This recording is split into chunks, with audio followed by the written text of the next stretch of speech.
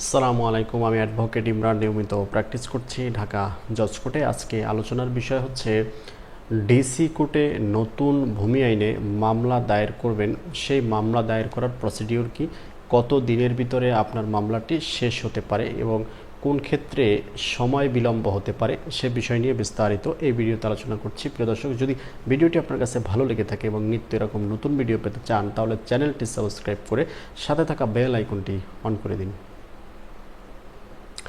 সুপ্রিয় দর্শক, বিভিন্ন কারণে আমাদের সমাজে নিয়মিত নানান রকমের মামলা মোকদ্দমার জর্জরিত। এরই পরিপ্রেক্ষিতে জমি জমার মামলাও কিন্তু একেবারে কম নয়। বিশেষ করে আমাদের ক্রিমিনাল সাইডে যে পরিমাণ মামলা রয়েছে তার চেয়ে সিভিল সাইডে কিন্তু সেই সমপরিমাণ মামলা বা তার চেয়ে বেশি পরিমাণের মামলা রয়েছে বলে আমরা জানি। প্রিয় দর্শক, এই ক্ষেত্রে আপনাদের জমি জমার বিষয় নিয়ে যখনই কোনো সন্দেহাতীত কোনো কিছু প্রমাণ করতে না পারেন বা জমি জমার ব্যাপারটা হলো যদি দলিলাদি ওরকম প্রমাণ করা না যায়, সেই ক্ষেত্রে কিন্তু আপনাদের পক্ষে রায় আসার সম্ভাবনা থাকে না এবং যার পরিপ্রেক্ষিতে মানুষ নিজের জমিটি হারিয়ে নিঃস্ব হয়ে যায়। আবার এমনও দেখা যায় যে আমাদের সব কাগজপত্র থাকার পরেও কোনো একজন জমিদার দ্বারা, কোনো একজন ব্যক্তি দ্বারা, কোনো একজন প্রভাবশালী লোক দ্বারা আমাদের জমিটি আত্মসাৎ হয়ে যায়, আমাদের সম্পত্তিটুকু আত্মসাৎ হয়ে যায়। এই সম্পত্তি থেকে আর কোনোভাবেই কোনো আর্ন আপনারা করতে পারেন না, সম্পত্তিটিকে কোনোভাবেই আপনারা টিকিয়ে রাখতে পারেন না, যার পরিপ্রেক্ষিতে আপনারা দেওয়ানি আদালতে নিয়মিত মামলা করে যান এবং সেই মামলা বছরের পর বছর, বছরের পর বছর চলে। দাদার মামলা বাবা চালায়, বাবার মামলা ছেলে চালায়, ছেলের মামলা নাতি চালায়। এরকমভাবে 1 থেকে 5 জেনারেশন 10 জেনারেশন পর্যন্ত চলে যায়, মামলাটি আর শেষ হয় না। যার কারণে এই যে মামলার জট তৈরি হয় আদালতে, সেই জট থাকার কারণে নতুন মামলাগুলোর প্রসিডিউর কিন্তু বিলম্ব হয় এবং এমন পর্যায়ে গিয়ে পৌঁছা যায়, দেখা যায় যে 30, 40, 50, 100 বছর পর্যন্ত একটি দেওয়ানি মামলা চলমান থাকে, যার পরিপ্রেক্ষিতে যে ব্যক্তি তার সর্বোচ্চ হারিয়ে মামলা দায়ের করেছে সে কাঙ্ক্ষিত ফলাফল পেতে বিলম্ব হয় এবং সে দেখা যায় বিলম্বের কারণে তার ফলটুকু সে পায় না। যার কারণে নতুন ভূমি আইনে যে মামলাগুলোর প্রসিডিউরগুলো রয়েছে অত্যন্ত সুফল বয়ে আনার মতো একটি প্রসিডিউর খুবই অল্প সময়ের ভিতরে আপনাদেরকে এই মামলায় একটি রেমেডি দিয়ে থাকে। প্রিয় দর্শক, যার জন্য ডিসি কোর্টে এই মামলাটি দায়ের করতে হয়। আপনারা সুফল পাবেন কিভাবে? আপনার আগে মাথায় রাখতে হবে আপনি যার বিরুদ্ধে মোকদ্দমাটি দায়ের করেছেন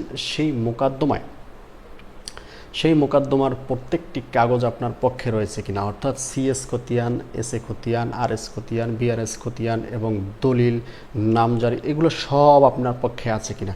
যদি সব আপনার পক্ষে থাকার পরেও সম্পত্তিটি অন্য কেউ বুক দখল করে, তাহলে সেই ব্যক্তির বিরুদ্ধেই একমাত্র ডিসি কোর্টে আপনি মামলা করতে পারবেন এবং ওই ব্যক্তি যদি পলাতক না থাকে তাহলে তাকে খুব দ্রুত তদন্তের জন্য যদি ব্যবস্থা গ্রহণ করা হয় তাহলে ওই ব্যবস্থা অনুযায়ী কিন্তু আপনার কার্যক্রমটি খুব অল্প সময়ের ভিতরে কিন্তু সমাপ্ত করা সম্ভব। প্রিয় দর্শক, যার কারণে 30 থেকে শুরু করে 90 দিন পর্যন্ত সময় নিয়ে আপনার এই মামলা করে এই ডিসি কোর্ট থেকেই আপনি রায় নিতে পারেন এবং এখানের এই রায়ের মাধ্যমে আপনি কিন্তু সম্পত্তিটি আবার উদ্ধার করতে পারেন এবং যে ব্যক্তির বিরুদ্ধে মোকদ্দমাটি দায়ের করলেন তাকে কিন্তু নির্দিষ্ট একটা সময় পর্যন্ত জেল খাটতে হতে পারে এবং যদি প্রমাণিত হয় তাহলে অর্থদণ্ডও হতে পারে এবং উভয় দণ্ডেও দণ্ডিত হতে পারে।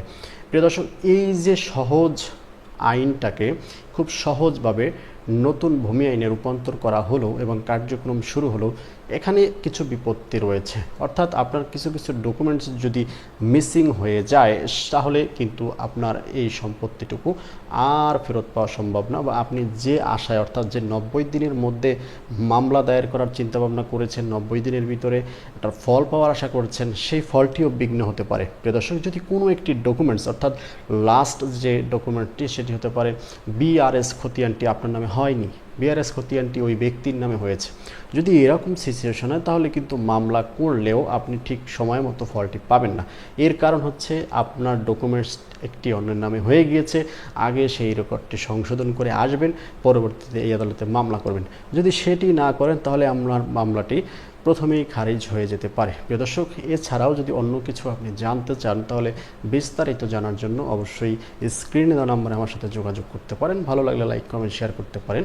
পরবর্তী ভিডিও দেখার আমন্ত্রণ রইল। সেই পর্যন্ত সবাই ভালো থাকুন, সুস্থ থাকুন। আল্লাহ হাফেজ, সালাম আলাইকুম।